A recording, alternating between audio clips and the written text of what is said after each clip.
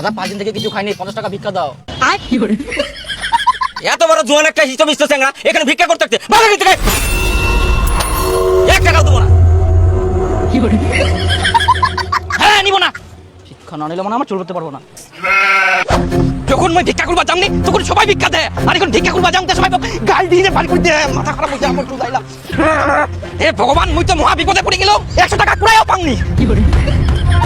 বকাদা বকা দয়া করে মোরে না চুল দাইলা কাটি দে না। ভিডিও ভালো লাগলে লাইক তুই চুল দাইলা সাবস্ক্রাইব কাটি দে, খালি একবার বাইট ঢুকো মোর সাইকেল চুরি করে তো আমি টাকা দিয়ে দিই। মই কি কাল বেটা কিনা বাজে ওই মোর বেটা বলে না হয়, এটা তো মোরে পাঠাখান। ওই তুই না কি করে আসলো?